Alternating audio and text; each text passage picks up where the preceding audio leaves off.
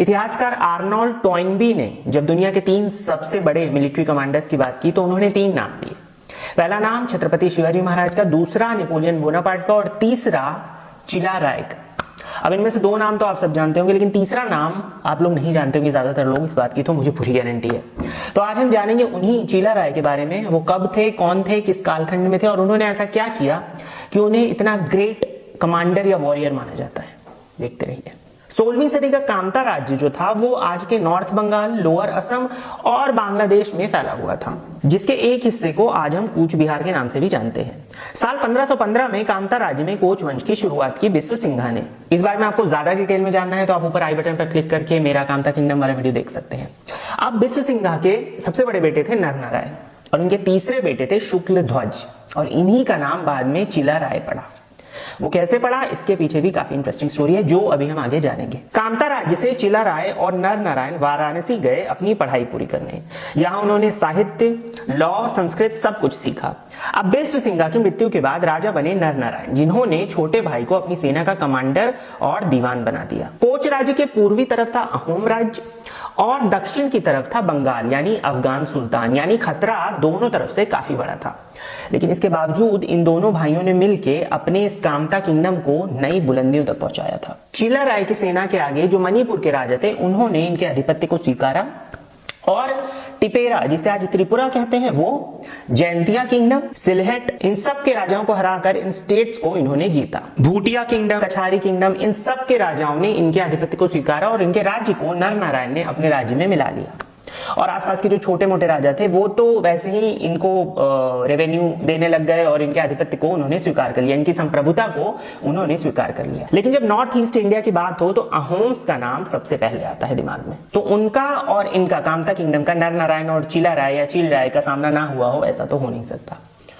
तो हुआ यह कि एक बार 3 कोच राजकुमार यानी कामता किंगडम के जो राजकुमार थे वो पवित्र ब्रह्म कुंड में स्नान करने गए। और वो कुंड जहां पर था वो एक विवादित स्थल था, विवादित एक क्षेत्र था अहोम्स और कामता के बीच के एरिया का। इससे हुआ है कि अहोम्स ने उन 3 राजकुमारों को कहते हैं कि मार दिया। 1563 में नर नारायण ने ब्रह्मपुत्र नदी को पार किया और अहोम राज्य पे हमला कर दिया और भयंकर युद्ध हुआ कोच और अहोम राज्य में। और ये दोनों ही सेनाएं जल और थल, पानी और जमीन दोनों में ही लड़ने में एक्सपर्ट थी। लेकिन चील राय की जो सेना थी उन्होंने अहोम्स को हराया, अहोम बुरहा गोहाइन जो आइखेक थे उनको हराया और जो अहोम्स की राजधानी थी गढ़गांव उसको भी अपने कब्जे में ले लिया। लेकिन बाद में अहोम और कोच राजा में संधि हो गई, ट्रीटी ऑफ मजूली, राजधानी वापस कर दी गई। इस समय अहोम राजा मेरे ख्याल से सुखंफा थे जो प्रताप सिंघा के पिता थे, यानी सुसेंगफा के पिता थे, जिनके बारे में हमने जाना था अपने अहोम राज्य वाले वीडियो में। जो काफी बड़े राजा थे, प्रताप सिंघा जो थे, उन्हीं के पिता इस वक्त अहोम्स के राजा थे। खैर, कोच और अहोम्स के बीच में संधि हो गई। ब्रह्मपुत्र वैली में अपनी प्रभुता साबित करने के बाद हम नॉर्थ ईस्ट के राजा नर नारायण के आधिपत्य को मानने लगे और अहोम्स से इसी युद्ध के बाद इन्हें चील राय या चिला राय कहा गया, यानी वो जो चील के समान तेज हो। जिस तरह चील अपने शिकार पर टूट पड़ती है, झपट्टा मारती है, उसी तरह रण क्षेत्र में ये दुश्मनों पर टूट पड़ते थे और उन्हें हरा देते थे।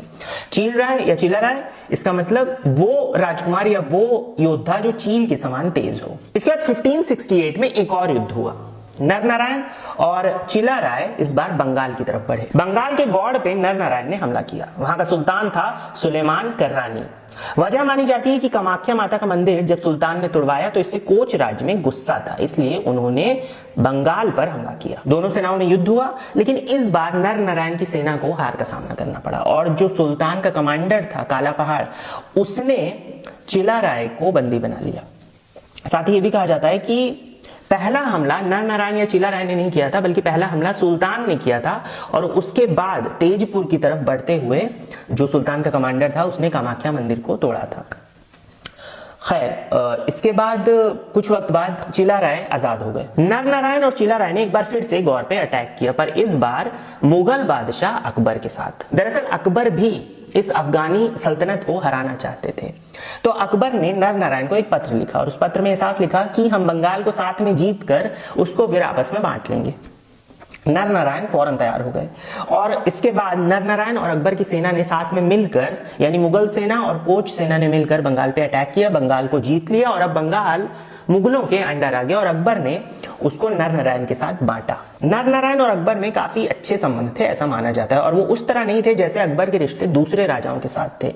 अकबर का असल में एक ही स्टाइल था कि या तो तुम मेरे सामने झुक जाओ और अपने राज्य को मेरे नाम के अंडर चलाते रहो, वहां के राजा तुम रहो, लेकिन मेरे अंडर मेरे नाम का सिक्का चले या मेरे नाम का रूल चले, या फिर तुम भाग जाओ। ये अकबर का स्टाइल था। लेकिन यहां पर ऐसा नहीं था। यहां पर अकबर ने प्रॉपरली नर नारायण के साथ उस एरिया को जिसको इन लोगों ने मिलकर जीता था उसे बांटा था।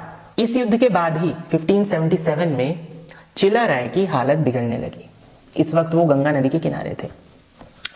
उनकी सेहत बिगड़ती गई और ऐसा पता चला कि उन्हें स्मॉल पॉक्स यानी चेचक हो गया है, और वहीं गंगा नदी के किनारे हालत बिगड़ते बिगड़ते उन्होंने इस बीमारी का सामना किया, लेकिन आखिरकार उनका वहीं पर निधन हो गया। बाद में नर नारायण ने राज्य का विभाजन कर दिया और 2 राज्य बने, कोच बिहार और कोच हाजो, जिसमें से पूर्वी भाग कोच हाजो को उन्होंने चिला राय के बेटे रघुदेव को दे दिया, उसका गवर्नर बना दिया। चिला राय ने ही वैष्णव संत श्रीमंत शंकर देव को संरक्षण दिया था जब शंकर देव को अहोम राज्य के जो पुरोहित वर्ग था उससे डर था या उसके चलते उन्हें परेशानियों का सामना करना पड़ रहा था। चिला राय की वजह से शंकर देव एक शरण नाम धर्म को असम में स्टैब्लिश कर पाया और असम में सांस्कृतिक पुनर्जागरण हो पाया। चिला राय ने संस्कृति के साथ साथ धर्म को भी काफी महत्व दिया, चिला राय और उनके भाई ने भी। और जो कामाख्या माता का मंदिर है, जो एक शक्तिपीठ है जिसे बंगाल के सुल्तान की सेना ने तोड़ दिया था, उसे चिला राय ने नर नारायण ने वापस से बनवाया था। चिला राय के बारे में 2 बातें उन्हें सबसे ज्यादा खास बनाती है। एक तो ये कि वो कभी भी किसी निहत्थे व्यक्ति पर हमला नहीं करते थे, भले ही वो उनका दुश्मन ही क्यों ना हो या भले ही वो युद्ध क्षेत्र में ही क्यों ना हो। और दूसरी बात यह है कि जो लोग उनके सामने आत्मसमर्पण कर देते थे, भले ही वो उनके दुश्मन राजा ही क्यों ना हो, वो उन्हें छोड़ देते थे, और बल्कि कभी कभी तो उनका जो राज्य था वो उन्हें दे देते थे या दूसरी जमीन भी उन्हें दे देते थे जहां पर वो अपना रूल स्टैब्लिश कर सकें, या फिर रेवेन्यू लेकर कुछ राजाओं को वो छोड़ देते थे। गुरिल्ला वॉरफेयर टेक्निक का इस्तेमाल करने के लिए हम सबसे ज्यादा जानते हैं छत्रपति शिवाजी महाराज को, लेकिन उनसे भी काफी वक्त पहले इस टेक्निक का इस्तेमाल चिला राय कर चुके थे नॉर्थ ईस्ट में या फिर ईस्ट ऑफ इंडिया में। अबुल फजल अकबरनामा में कहते हैं कि चिला राय की सेना में लगभग 6 लाख सैनिक थे।